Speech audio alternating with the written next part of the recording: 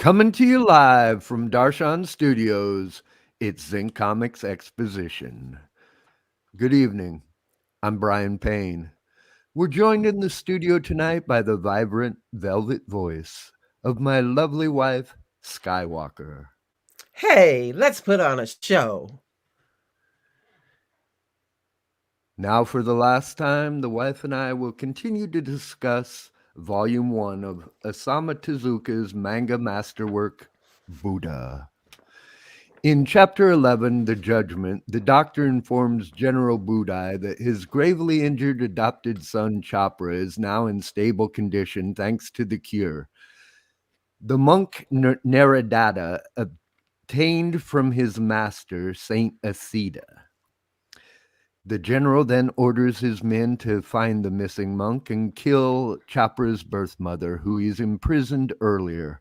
Chopra is still in critical condition, but when he hears Budai order his mother's execution, he drags himself from his deathbed and arrives just in time to save his mother's life.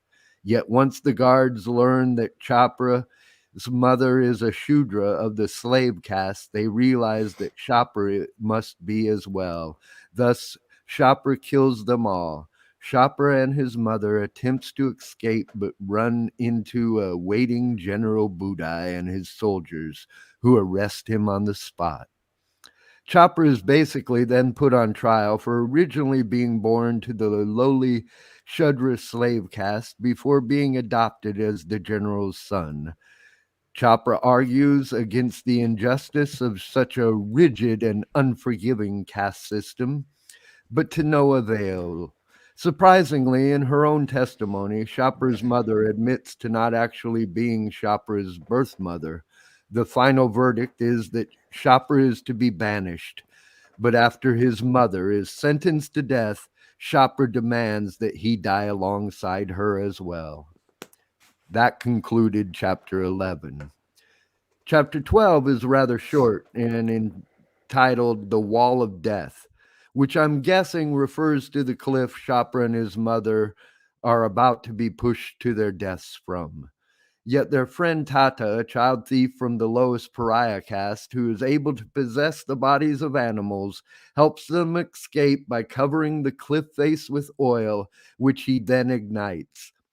Yet sadly, as Chopra and his mother attempt to escape the fire, a soldier kills them both with a single spear. However, young Tata escapes and vows to return to exact his revenge when he is grown. Skywalker, can you read that final page? Tata, vowing revenge on Kosala, takes to the distant mountains. Naradatta, fallen to the state of a beast, suffers in atonement for his sins. And the one who was born near Kapilavastu, their destinies unfold in our next volumes. This concludes the first volume, Kapilavastu, of Osamu Tezuka's manga masterwork, Buddha. Okay, Skywalker, was there anything I missed in my synopsis of the story that stood No, out to you? no, except that the synopsis can't capture the visual effect of the fight and how Chopra cuts everybody up. It's a pretty strong visual chapter.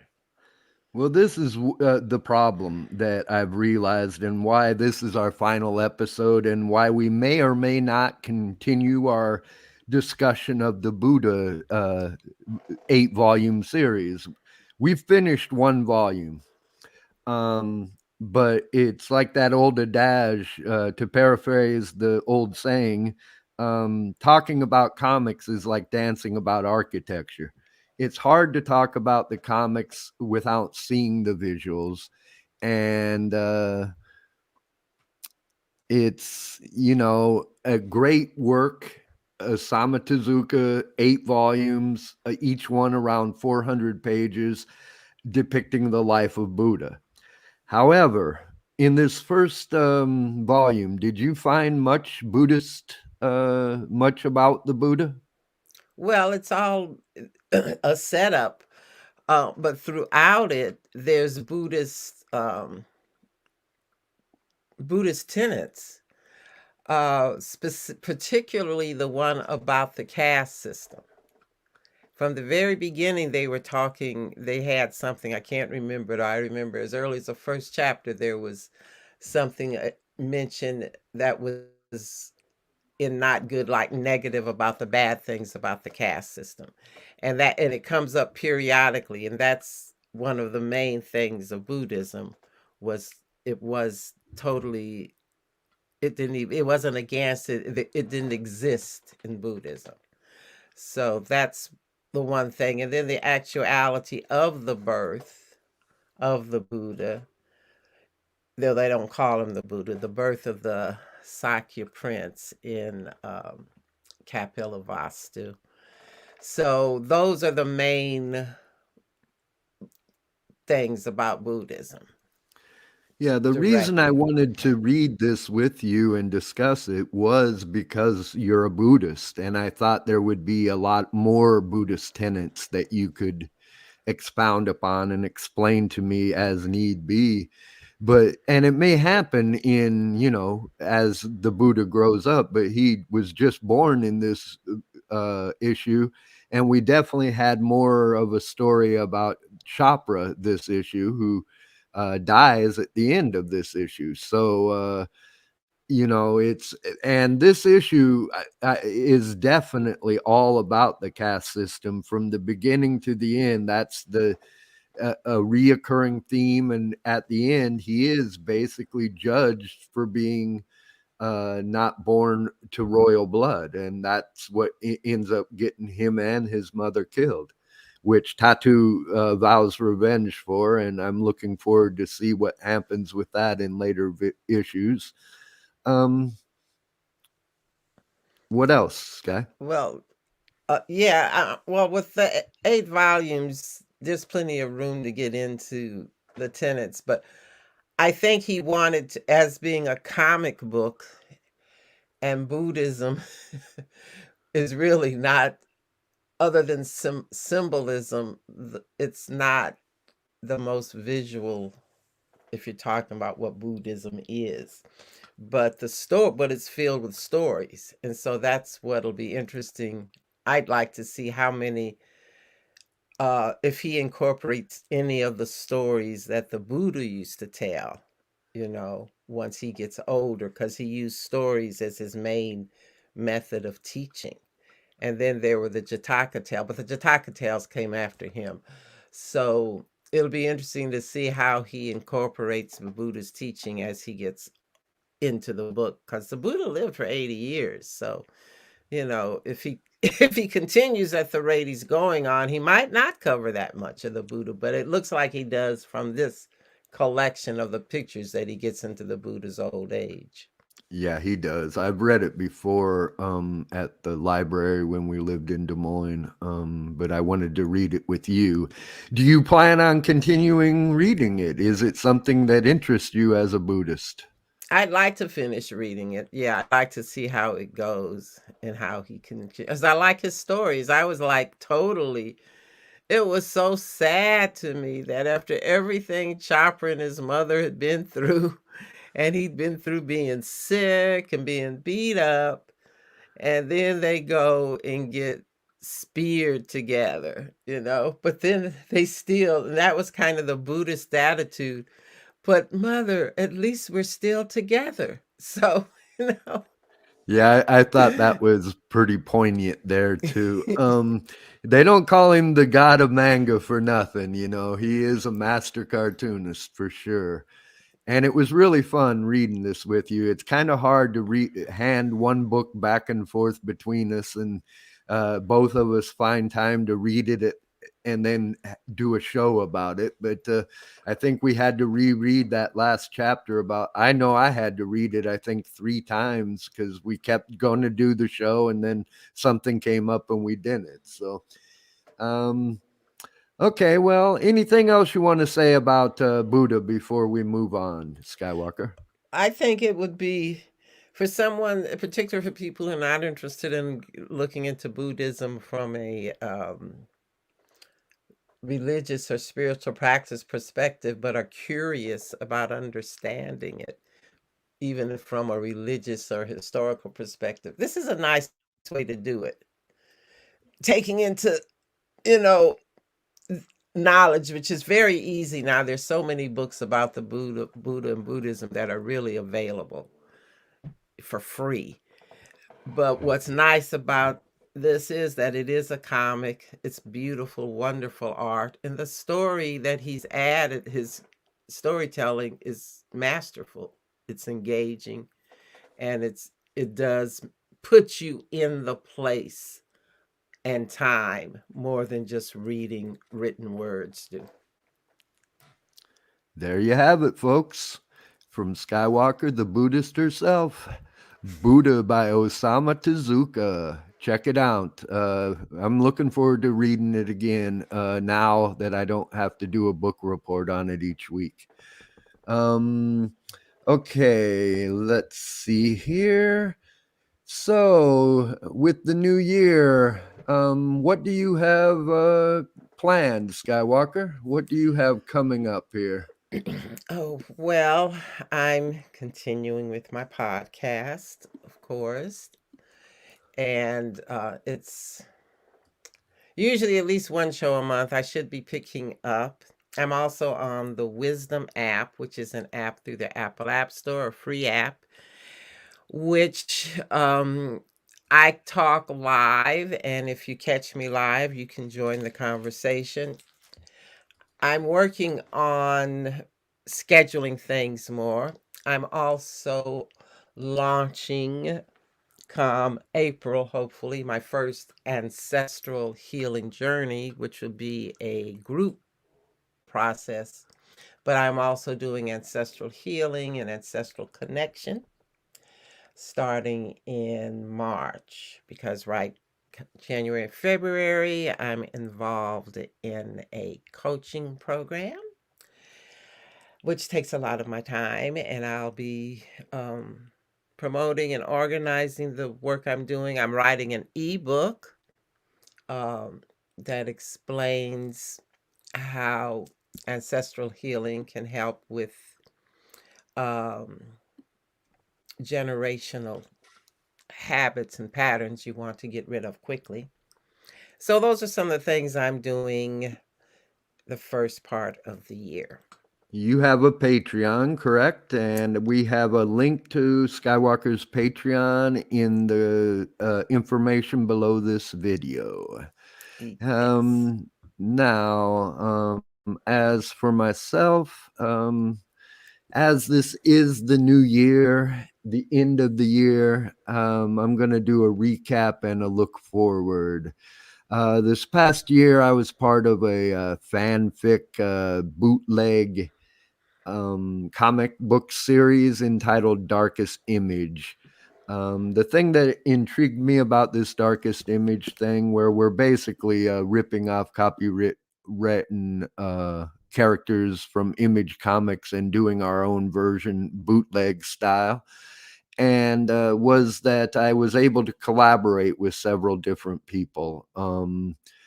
And on this cover is a perfect example of the darkest image on the left is six artists, I believe. Um, that's James Windsor Smith drew the layout and inked the character in the upper right hand corner. Um, Below that, the character with the cape, Spawn, that was done by that's Barry Tan, I believe, who pretty much stole the book with some really great interior art as well. And then below him, the character with claws, that's Ben Perkins. And then over here on the other side of the screen is on the other side is a girl, I believe her name's Velocity, and she was inked by Chris Cooper. I may not be spelling it right. He's Christopher Cooper, something along those lines. It's not spelled like Cooper, but that's as close as I can come. Sorry about that, mate. And just above that is Voodoo, who I ended up drawing and inking. Um, I just realized I really drew some big boobs on Voodoo, and the coloring was done by Casey. I'm gonna mangle your last name, buddy. Brouchard, something along those lines. And anyway, that's 6 different people just on the cover alone. It's like a 200, 400 page. I don't know how many page book. 200, close to. There's several artists inside. I got 8 pages in there, and I collaborated with James Windsor Smith, Michael Fitzgerald Troy. Let's see who else. Deja Payne and Manny Gomez wrote some dialogue for me. And last but not least, Jerome Cabanetan, the black belter himself. So in that book, you'll find work from all those guys and a bunch of other great artists. All the proceeds go to the a great cause, the charity. I believe it's the Hero Initiative, or no, the Comic Book Legal Defense Fund, the Comic Book Legal Defense Fund, which we may be calling on when Image sees our book. But anyway, it's pretty great, and I've seen the printed volume. You know, I got a PDF, but the printed volume really looks good. So try and grab a copy if you can. Now, let's move on to the next image, the one on your right hand side of your screen, Midnight Agents. This is the new uh, Zinc Comics magazine that I made as a Patreon reward for my patrons. So the best way to get this is to become a patron. And again, the information is in the just below the video. So check it out. Become a Patreon and you'll get a copy of that book there. Midnight Agents is something I've been working on and off in fits and starts. Whenever I didn't have anything else doing, I'd draw a little bit of Midnight Agents. And what it was a lot of cartoonists I know um, don't like superheroes, and it became a real running thing where in every interview they were bashing uh superheroes. And I can see why, a guy who draws a graphic novel about some horrific situation in Russia or something gets tired of having to explain that he doesn't draw Batman. But there's nothing wrong with Batman. It might not be your cup of tea, but you know. So anyway, at this late date, I decided to come out of the closet with my mask on and my underwear on the outside and devote some love to the superhero genre, something I myself had kind of avoided. So anyway, this was me world building my superhero universe. Midnight Agents, and it started out at like everything I do as a newspaper strip, and then became this. I've got 7 issues written, penciled, and lettered already, and this one inked. So it turned into like 160 pages that I did again in fits and starts over the last 12 years. I started drawing this stuff when I was living on the Mexican border, and now I'm in Alaska. But I really like it, but the thing that was weird was I put it aside to do several other projects, and now I'm inking pencils that I drew 12 years ago. So it's kind of like I'm inking a different artist, and that's kind of fun, but it's also like I can see that I've gotten a little better, at least, one would hope.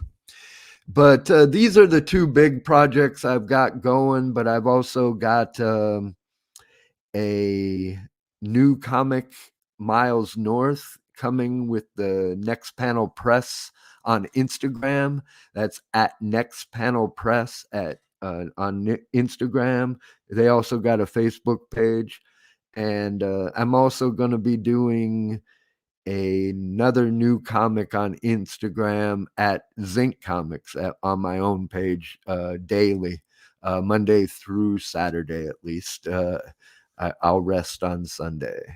And that's pretty much what I've been doing and got planned in store. Anything you want to add to that, Skywalker? You can at this time. Yes, we did. We were in um, art exhibits in Anchorage, the Yeah, two Vivi, exhibits at the Bivy, right? Yeah. right? And you completed our collaboration. My book, I Am, my book, well, not the book, you made a book of the poem, I Am. Which And you you, wrote when you were 14 years old, correct? right. Okay. And you completed your 52 project of 52 of my haikus. Yeah, I actually did. We've done, I think, 4 or 5 of those 52 projects, and we completed one, but I still owe you 2 mini comics for the final Codex one. It's supposed to be 52 mini comics. I just drew the 50th with earlier this week. So I plan to kind of make that a tradition to do one a year. So in 2 years, in 2023, I will have completed the 52 project at last. And 2023 will also be the 30th anniversary of my original comic book publication, um, Lost Toys, which I published in 1993. So I've been doing a lot of celebrating of 91 was my first comic strip published, 93 was my first comic book. So I've been doing a 3 year celebration of my cartooning career. I'm either going out with a bang or I'm coming back strong. It's the comeback you like Elvis in the leather suit. But anyway, we've been talking for a while. Is there anything else you got going that you forgot to mention the first time round, Skywalker? Um, no, not that I can think of. I'm always on social media at least once to 3 times to 4 times a week. And like I said, Wisdom and the podcast is still Vibrant Velvet Voice. So, Tell us a little about ancestral healing. Is that like talking to the dead? no, I don't. Well, actually, on one level it is, but it's not expecting to hear voices, though some people may get thoughts in their heads. It's for me, it's an energetic healing. It's to me, it's equal.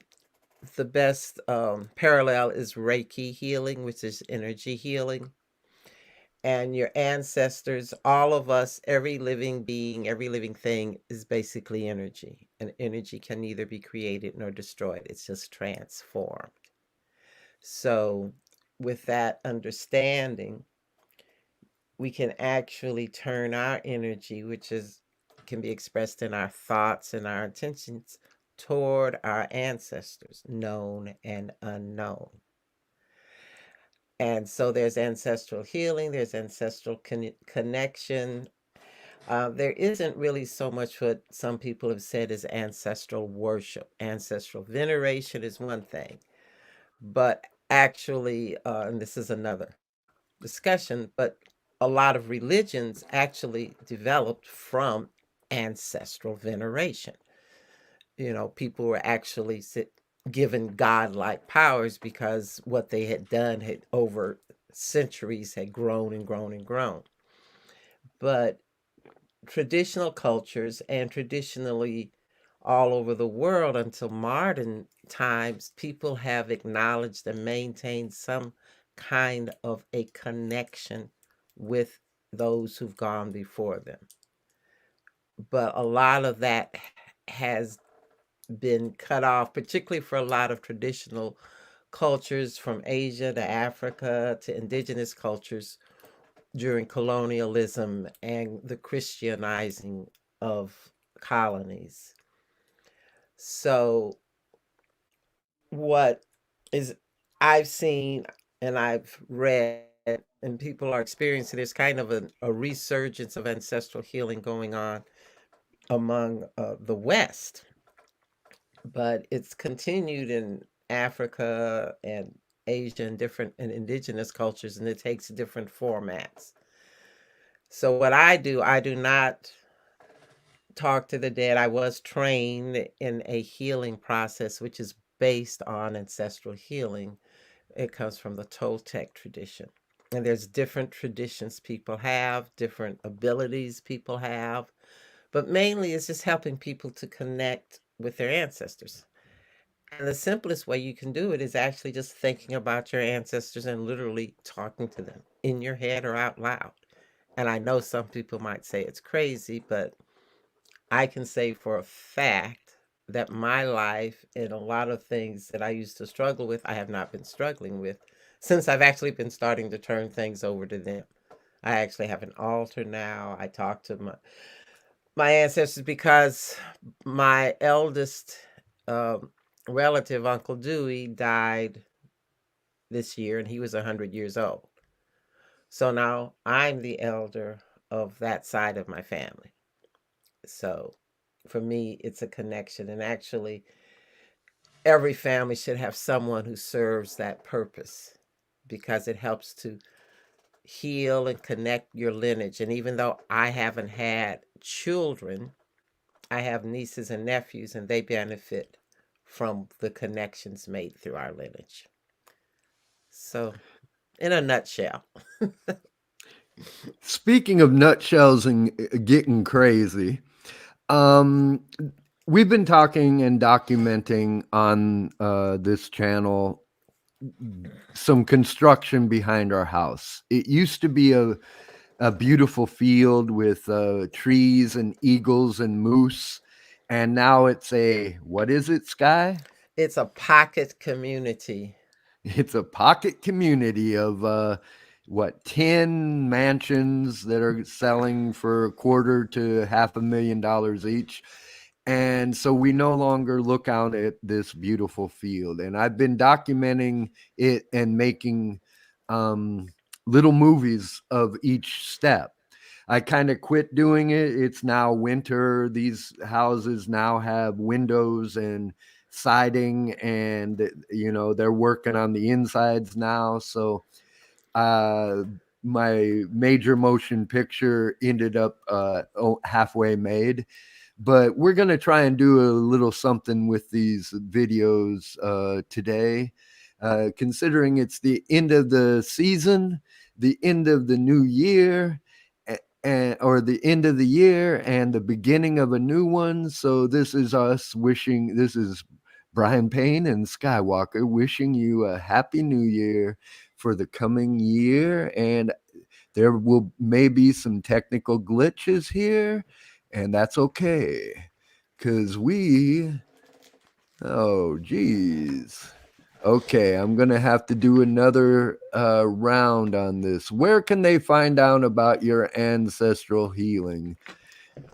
Um, the best thing to do is to go to um, vibrantvelvetvoice.net online. That's https vibrantvelvetvoice.net, and you'll get information and form to connect so that we can talk about ancestral healing, what you might be interested in. And also, you may be interested in joining my group, applying to join my private group, Unified Synergy, where we will be doing at least 1 or 2 master classes on ancestral healing.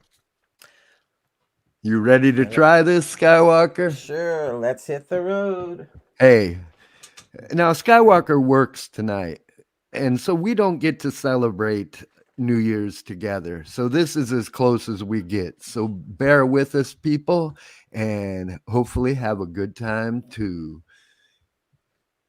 Here we go.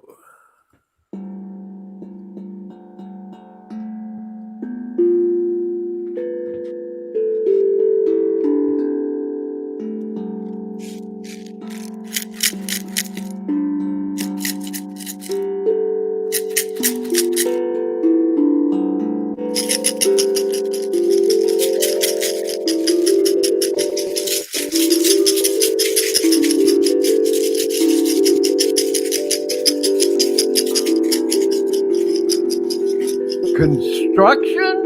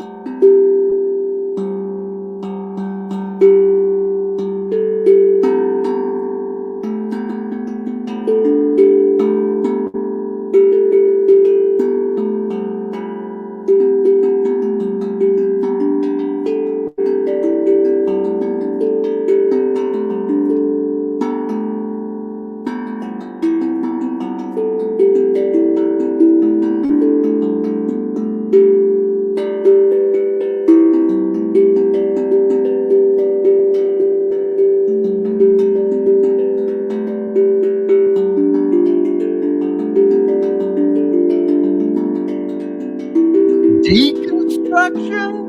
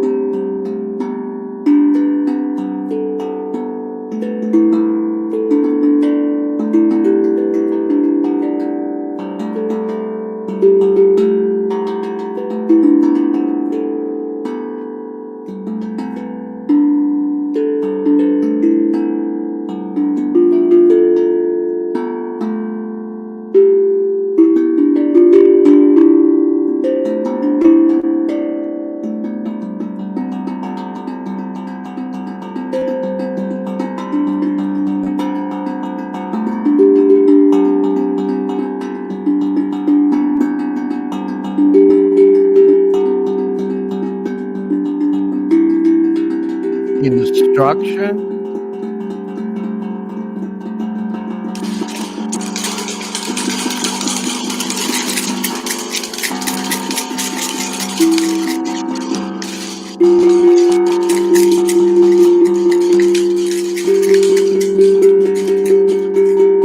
Progress!